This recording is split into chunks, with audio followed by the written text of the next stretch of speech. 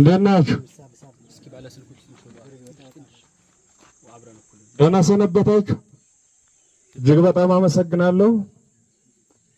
እንኳን ለዛሬው ቀን አበቃችሁ፣ እንኳን ደስ አላችሁ ማለት ፈልጋለሁ።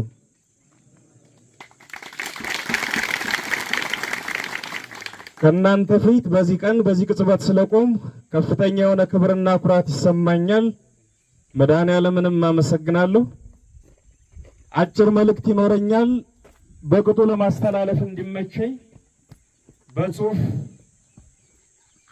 ይዣለሁ፣ አነባዋለሁ። ታሪክ የራሱ ነፍስና የራሱ ረቂቅ የስሌት ቀመር አለው። ከነመፈጠራቸው የማይተዋወቁ ሁለት ሰዎችን በራሱ ልብ መርምሮ በራሱ ቀመር አንጥሮ ከየጥጉ ጎትቶ አምጥቶ ለአንድ ወርቃማ ዓላማ ሲል ያገናኛቸዋል። እናም ለብዙሃኑ እውነትና ነፃነት እንደ ጧፍ ያበሩ ዘንድ በፍቅር ያሰልፋቸዋል። ይበራሉ። በድቅድቅ ጨለማ መሃል የተስፋ ብርሃን የነፃነት ወጋገን ይሆናሉ። ይህ አስበው የማይዘልቁት የታሪክ ጥልቅ ምስጢር ነው። ታሪክ እኔንና እናንተንም በዚህ ዘመን በዚሁ ስሌት ለአንድ ወርቃማ የትውልድ ፕሮጀክት አገናኝቶናል። ዛሬ እየታገልን ነው፣ ነገ እናሸንፋለን፣ የአማራን ቀን እናመጣለን። በድጋሜ እንኳን ደስ አላችሁ። ህልውናችን እስካልተረጋገጠ ድረስ የዛሬ 50 ዓመት በዚህ ቦታ ላይ ሌላ አማራ ቆሞ ሁልጊዜም ስለመሰልጠንና ስለመዘጋጀት አስፈላጊነት ሊናገር ይችላል። መደራጀታችን፣ መሰልጠናችን፣ መታጠቃችንና ለህልውናችን መታገላችን የሚቆመው ህልውናችን የተረጋገጠለት ብቻ ነው። ይህ የዛሬ እናንተ ምርቃት የአማራ ህዝብ ትግልና የሀገሪቱ ጣፋንታ ተገፍቶ አንድ ጫፍ ላይ የቆመበት ምዕራፍ ላይ የሚደረግ ነው። ስራ የሚጠይቅ ነገር ግን የድል ታዛ ላይ የቆመ እጅግ አጓጊ ምዕራፍ ነው። ውድ ጓዶቼ፣ በዚህ አጋጣሚ አደራላችሁ የሚፈልገው ታላቅ ጉዳይ አለ። ዛሬ ለመመረቅ ላለፉት በርካታ ወራት ብዙ ወጣችኋል፣ ብዙ ወርዳችኋል፣ ብዙ ላብ አፍስሳችኋል፣ በአካልና በመንፈስ ጠንክራችኋል፣ የትግላችን ሀሁና ግብ ተገንዝባችኋል። በዚህ ሙሉ ቁመናችሁ መከላከያ የሚባል የአብይ አህመድ ታጣቂ ጋር ፊት ለፊት ትገጥማላችሁ። ትግል ግን ሌላም መልክ አለው። ከራስ ጋር የሚደረግ ትግልና አብሮ ሲኖር ከጓድ ጋር የሚደረግ ትግል እጅግ ከባድና ፈታኞቹ የትግል መልኮች እንደሆኑ ልትገነዘቡ ይገባል። ወደ አብይ አህመድ መተኮስና አብይን ማሸነፍ ቀላል፣ ከባዱ ወደ ራስና ጓደኛ ድክመቶች ማነጣጠር ነው። አብይ በታንክና በድሮን ያልቻለውን ጦርነት በገንዘብ በሽማግሌና በወሬ ሊያሸንፈን እየሞከረ ነው። አንዳንዴ ከሺህ የአብይ ታንከኛ አንድ ወሬኛ ትግላችን ላይ ጉዳት ሊያደርስ ይችላልና ጥንቃቄ ማድረግ ያስፈልጋል። እንግሊዞች ስራ ለፈቱ እጆች ሰይጣን ስራ ይፈጥርላቸዋል ይላሉ። ብዙ ጊዜ የወሬና ሐሜት ምንጩ መቦዘን ስለሆነ እያንዳንዱን ደቂቃ ለትግላችን በመድከምና በመስራት በማሰብ እናሳልፍ። ታጋይ ወንድሞች፣ ይህ በእናንተ ላብ በወንድሞቻችሁ ደምና በህዝባችን ሲቃ የተገዛ ትግል ነው። የአብዮቱ ዘበኞች እናንተ ናችሁ። ስለዚህ ከፋፋይ ለግልና ለቡድን ፍላጎት ብቻ የሚሰሩ መንፈሰ ደካሞች ቢገጥሟችሁ ናቋቸው፣ ታገሏቸው። ይህ ትግል የህልውና አደጋ ለገጠመው የአማራ ህዝብ የህልውና ጉዳይ ነው። የሚሳሱለት አይኖች ሌት ተቀን የሚጠብቁት እጆች ይፈልጋል።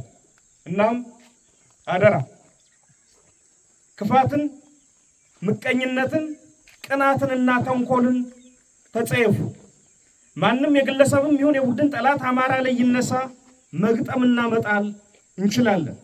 እኒህ የመንፈስ ደዌዎች ከተጠናወቱን ግን ከጠላት ቀድመው እኛኑ ይጥሉናል። ፖለቲካችን ችላ ያለው ያልተሄደበት መንገድ ቅንነት ነው። ዓለም ደጋግሞ የሚወድቀውም በዚህ ምክንያት ነው። በተንኮልና በክፋት በቦካ ፖለቲካ ዓለም የራሱን እጅ እየበላ ለጊዜው ይረካ ይሆናል እንጂ የትም አይደርስ። ይህ የመሳሪያም የቅንነትም አብዮት ነውና ክፋትንና ተንኮልን ራቁ። የወንድምን ስኬት ውደዱ፣ ለሌሎች መኖር ልመዱ፣ ራስ ወዳድ እንዳትሆኑ። ህዝባችን እያለቀ ራስ ወዳድ እንደመሆን ትልቅ ወንጀል የለም። ከፍ ባላችሁ ቁጥር የበለጠ ትሁት ሁኑ። ይህንን የምላችሁ የዓለም ፖለቲካ እንዴት እንደሚሰራና እንደሚሰራ የማላውቅ ቂል ሁኝ አይደለም።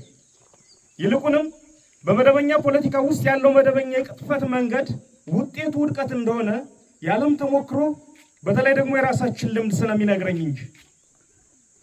ይህ ትግል የህዝብ ትግል ነው። ይህ ትግል ለአማራ ህዝብ የሚደረግ ትግል ነው። መነሻችንም መድረሻችንም ህዝባችን ነው። ምድራዊው እግዚአብሔራችን ህዝብ ነው። ይህን እግዚአብሔር አይኑን መጠንቆል ያስቀስፋል። በስህተት እንኳን ህዝብን የሚያስቀይም ነገር እንዳትሰሩ ክልክል ነው። ህዝብ እንኳን መብቱን ሰብል የለበሰ እርሻ መሬቱን ስትረግጥበት የቤት አጥሩን ስትደገፍበት አይወድም። ህዝብ ፈጣሪያችን ነውና እንቅስቃሴያችን ያያል፣ እስትንፋሳችን ይለካል። ስለዚህ ጥንቃቄ እናድርግ። የአማራ ህዝብ የራሱ የሆነ ንጹህ ተቋም እንዲኖረው ብዙ ቀደምቶች ብዙ ደክመዋል፣ ታስረዋል፣ አካላቸውን ቅስማቸውም ተሰብረዋል፣ ህይወታቸውንም ሰጥተዋል። በቀጠለ ጥረትና ብዙ ድካም በዚህ በእኛ ዘመን ተሳክቷል። የአማራ ህዝብ የአማራ ፋኖ ብሔራዊ ንቅናቄን ፈጥሯል። ይህ ተቋም መድህናችን ሆኖ ወደ ምንፈልገው ግብ ያደርሰን ዘንድ በየዘርፉ የተሳሉ ፖሊሲዎች አሉት። የተቋማችን የመጀመሪያውና ቋሚ ፖሊሲያችን ራስ መቻል፣ ሁሉን አቀፍ ራስ በቅነት በየቀኑ ማሳደግ ያስፈልጋል። ለዚህ ደግሞ ድርጅታዊ ውስጣዊ አንድነታችን እናጠናክራለን። ራሱን ያልቻለ አንገት የሚያቅፈው የለውምና። ስለዚህ የዞች ውስጣዊ አንድነት፣ የድርጅታችን አፋብን ጠንካራ ውስጣዊ አንድነት እጅግ አስፈላጊ ነው። የህዝባችን አንድነት የመተንፈስ ያክል ፍጹም አስፈላጊ ነው። የተበተነ ህዝብ ነጥሎ የሚበላውን ጠላት ከየአቅጣጫው ይጋብዛልና። ሁለተኛውና ተያያዥ ፖሊሲያችን ከራስ መቻል ላይ የመነጨ ከሌሎች ጋር የሚደረግ የተመረጠ በጎ ትብብር ነው። የተሰላና የተጠና ትብብር ሁል ጊዜ አስፈላጊ ነው። ጥቅምህን በሚስጥር ኪስ ይዘህ የሌላን ወገን ጥቅም ሳትነካ የራስህንም ሳታስነካ መተባበር ሁሌም ልክ ነው። ስለዚህ በአጭርም በረጅምም እንተባበራለን። የቀጠናው ኃይሎችም ጋር ቀጠናዊ በሆኑ ጉዳዮች ላይ ከጥቅማችን አኳያ እናብራለን። ፋኖ ልብ አላለውም የግዙፉና የውስብስቡ የምስራቅ አፍሪካ መልክዓ ፖለቲካ አካል ሆኗል። ወይን ዋይቶ ይወጣል፣ ያለበለዚያ ግብግቡ በሚያስነሳው ማዕበል ውስጥ ይሰጥማል።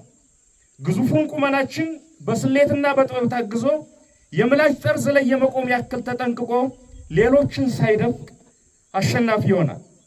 ከዚያ አኳያ በተለይ ከቅርብ ጊዜ ወዲህ የሚስተዋለው ግርግር አማራውን ብቻውን ለማቆም የሚደረግ ሩጫ ነው። በእርግጥ ማንም ኃይል መተማመኛው የራሱ አቅም ነው። የማይሸሽ የማይለወጥና የማይነቅስ የራስ አስተማማኝ አቅም ነው። ይህም ሆኖ አማራ ባለም ፊት ቆሞ ብቻውን ገለባብጦ ተራራውን ሜዳውን ተራራ እንዳላደረገ ሁሉ የአማራ ትግል ተነጥሎ የቆመለት ይከስማል የተባለ ይመስል ይህ ሁሉ ግርግር ፋኖን ብቻውን ለማቆም ነው። ከ3 ዓመታት በፊት ሁሉም የጨዋታው ተሰላፊ የየራሱን ስሌት ይዞ በፕሪቶሪያ መድረክ ቢጫወትም በስምምነቱ ውስጥ የነበሩ የብዙዎች ተሰላፊዎች ድብቅ የጋራ ግብ ግን መቀጣጠል ጀምሮ የነበረውን የአማራና የአብዮት እሳት በጋራ የማጥፋት እቅድ ነበር ብዬ አምናለሁ። በዚህ አደገኛውን ሰደድ የማጥፋት ተልዕኮ ውስጥ ህወሓትና ብልጽግና በደስታ አብረው እንደሚሰለፉ የፕሪቶሪያ ስምምነት ሽማግሌዎችም እርግጠኞች ነበሩ ማለት ይቻላል።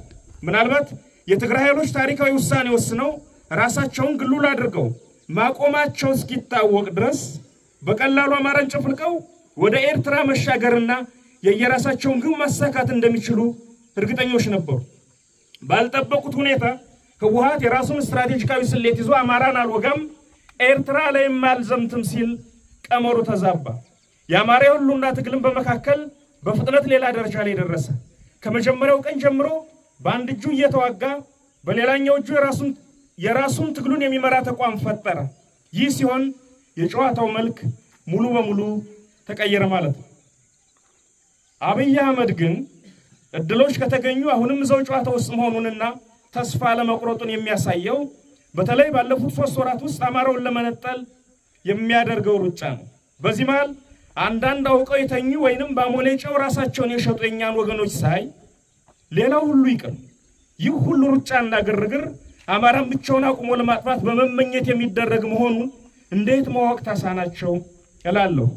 ለዚህ ፍኝ እድሜስ ስንት ዓመት አሞሌ ይላሳል? በእኔ እምነት የፕሪቶሪያ አፈራራሚዎች ዋና ግብ ጸረ አማራ ብለው ያሰባቸውን ኃይሎች አስተባብረው እየተነሳ ያለው አዲሱ የአማራ አብዮት መንፈስ ላይ ማዝመት ነበር። ለጊዜው አልተሳካም። እነዚህ ኃይሎች የአማራ ልዩ ኃይል እንዲፈርስ ለአብይ ቀጭን ትእዛዝ ሰጥተዋል።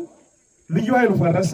ያም ሆኖ ያሰቡት ሳይሳካ እንዲያውም የፈረሰው ልዩ ኃይል ለትግሉ ልዩ ግብአት ሆነ። ትንሽ ገፋና ደፈር አድርጌ ከደመደም የፕሪቶሪያው ስምምነት በራሱ የአማራ ትንሣኤ ፍርሃትና ድንጋጤ ውጤት ነው። አማራው ባይነሳ ኑሮ የፕሪቶሪያ ስምምነትም አይፈጠርም ነበር። ለዚህ ነው አንዳንድ ወገኖች የአማራ የህልውና ትግል የዘመናት ፍጅትና መጎሳቆል ውጤት መሆኑን ረስተው በፕሪቶሪያው ስምምነት ምክንያት የተፈጠረ ኩርፊያ የወለደው ሊያስመስሉ ሲሞክሩ ሲታይ አስቂኝና አስተዛዛቢ የሚሆነው። ፕሪቶሪያ የአማራን ትግል አልወለደም። የአማራ መነሳት ፕሪቶሪያን ወለደ እንጂ። ቆላም ነፈሰ ደጋ ጨዋታውን በደም ተጫውተነዋል። ስርዓቱንም እንደተረገመበት ሰይጣን አፍዝዘን አስቀምጠነዋል። እጣ ፋንታውንም በምንወስደው ቀጣይ ሙሉ ለሙሉ ገፍቶ ይመጣል እርምጃ ላይ እንዲወሰን አድርገነዋል። የዚህ ትብብር ስኬትና ውድቀት ግን የሚቀጥሉት ብዙ ዓመታት የእርስ በርስ እልቂት ወይንም ሰላምና ልማት ማለት እንደሆነ ሁላችንም ልንገነዘብ ይገባል። በዚህ አጋጣሚ ባለሀብት ነን የምትሉና ይህን ትግል ለማፍረስ በድለላ የተሰማራችሁ ወገኖች ታው ከፀሐይ በታች የምትሰሩት እያንዳንዱ ስራ ይታወቃል። እንኳን ከህዝብ ከጎረቤት ተጣልቶ መኖር ይቸግራልና አስቡበት። አርፋችሁ ስራችሁን ስሩ። በዚህ የፖለቲካ ድለላ ውስጥ የተሰማራችሁ አንዳንድ የሃይማኖት አባት ነን የምትሉ የየቤተ እምነቱ ሰዎችም ከዚህ ድርጊታችሁ ተቆጠቡ። ሌላው ቢቀር ቤተ እምነታችሁን ለሚያፈርስ ኃይል አካፋ አቀባይ አትሁኑ። ለምድርም ለሰማይም የማይሆን ነገር አትስሩ። በ80 ዓመታችሁ የ30 ዓመት ጆሮ ጠቢን አትፍሩ። በውድቀታችሁ የጣላችሁትን ዘመንና ህዝብ ልናቃና ስንደክም ደንቃራ አትሁኑ። ትንሽ እንኳን ፍሩ። ለውዱ የአማራ ህዝብ ያለምን መከራ ተሸክመሃል። እንድታልቅ ፍጅት ታውጆብሃል። ከዘመናት ሞት ቀመስ እንቅልፍ በኋላ ተነስተሃል። ጠላትህ አቁሰል የምትተዋወሪ አይደለምና ሳትቀብረው እንዳትቀመጥ። ጠላት አንድነትህን በወንዝ ለመክፈል በጎጥ ለመተልተል እየሰራ በመሆኑ በደም የገነባውን ቤት የሙጥኝ በል። እንደ ወትሮ ሁሉ በተለይ ደግሞ ከቅርብ ጊዜ ወዲህ አብይ የሃይማኖት ግጭት ለመፍጠር እየሰራ በመሆኑ መዋደድህ የበለጠ መጠንከር ይኖርበታል። በየቀኑ የሚከፈለውን ዋጋ ባውቅም በነፃ አይወጣምና አይዞ በርታ። ለመላው ኢትዮጵያ ሕዝብ ይህ ሰውዬና ቡድኑ በስልጣን ላይ እስካሉ ድረስ የማይጎሳቆል የማይራብ የማይታረዝና ህልውና አደጋ ውስጥ የማይገባ ኢትዮጵያዊ የለም አይኖርም። በኢትዮጵያ ምድር ላይ ቆሞ መራመድ እስከቻለ ድረስ መሬቱንም ህዝቡንም በግራም ሳይቀር እየለካ ከመሸጥና ከማጥፋት አይመለስም። ስለዚህ ሁሉም ኢትዮጵያዊ በያለበት ይነሳ። ለዓለም አቀፉ ማህበረሰብ በሙሉ ዛሬ ከቢገኑ ቁሞ የሚገኝ ብሔራዊ ጥቅም ነገ ከቀጠናው የሚመነጭ ትልቅ ብሔራዊ ኪሳራን ያመጣባችኋልና ከእውነት ከፍትህና ከነጻነት ኃይሎች ጎን ቁሙ። በተለይ አንዳንድ ሀገራት አብይ አህመድን መደገፍ አቁሙ። አብይ አማራን ሲፈጅ የትግራይን፣ የኦሮሞን፣ የጋምቤላን፣ የሲዳማን፣ የጉምዝን፣ የቤንሻንጉልን፣ የአፋርን፣ የሶማሌን፣ የጉራጌን በአጠቃላይ የሀገሪቱ ህዝብ ላይ እሳት ለኩሶ እያቃጠለ ቁሞ መመልከት ነገ ዓለም ቢጮህ የማይፈታው ቀጠናዊና ዓለም አቀፋዊ ምስቅልቅል ይፈጥራልና አስቡበት። ፍትህና ነጻነት ደንበር የላቸውም። እንደ ፀሐይ ለሁሉም መሆን ለሁሉም መድረስ አለባቸው።